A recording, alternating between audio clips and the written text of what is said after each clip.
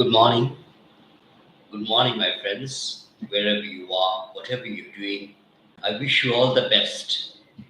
Today's topic of discussion will be on employee development. According to me, learning has no supplement. It is vital for the very existence of an organization, particularly in the particularly in the present circumstances where we see unsettled economic or global setting. In such a situation of fierce competition, unsettled state, there is no option to learning.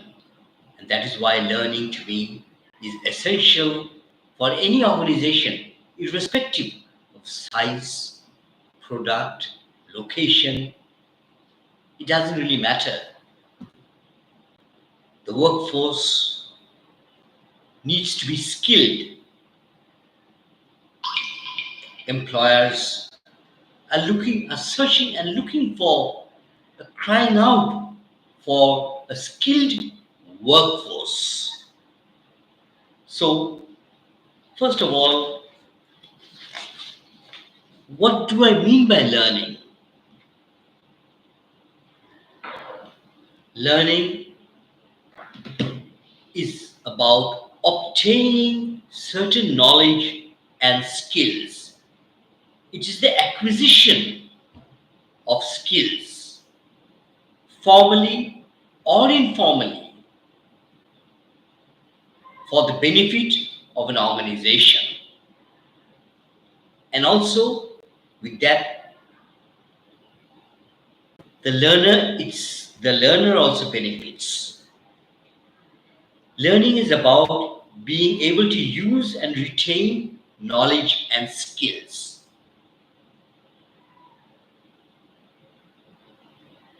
Learning is also about gaining new ability to do something. It is also a way of thinking by attaching new ability to life experience. Learning, in fact, can change behavior. So, learning is the acquisition of knowledge, skills, and behavior, which can be done formally or informally.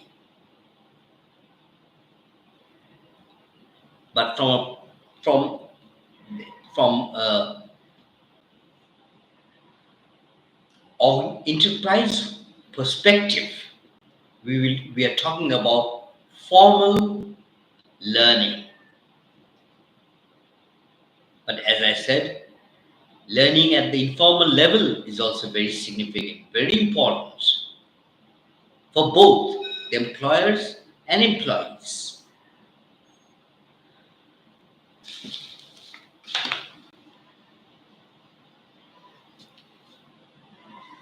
This is quite a very old topic, and every HR practitioner, I'm sure, has come across employee development as a trainee, as a trainer, as an organizer of a training event. And the first stage of a training intervention begins with training needs analysis. What does that mean? Training needs analysis means trying to find out a learning gap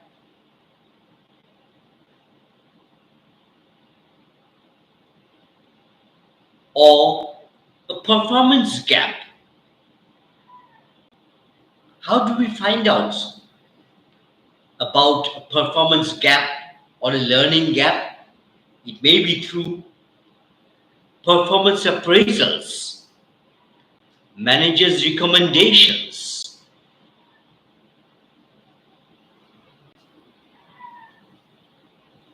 governmental policies, which changes from time to time, critical incidents that happen. That also necessitates learning. A new organizational culture that also requires learning. Dealing with change, technological change, all these require learning. And the learning I'm advocating is a systematic learning where a needs has been identified.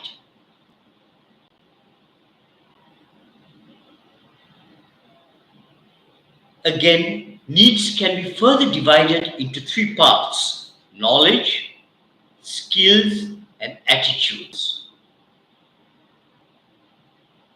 Remember, with every new skill, with every new knowledge, a certain skill comes into question, and that skill necessitates a behavior. And then we talk about, once we have identified a learning needs, we then talk about developing a learning strategy for the organization.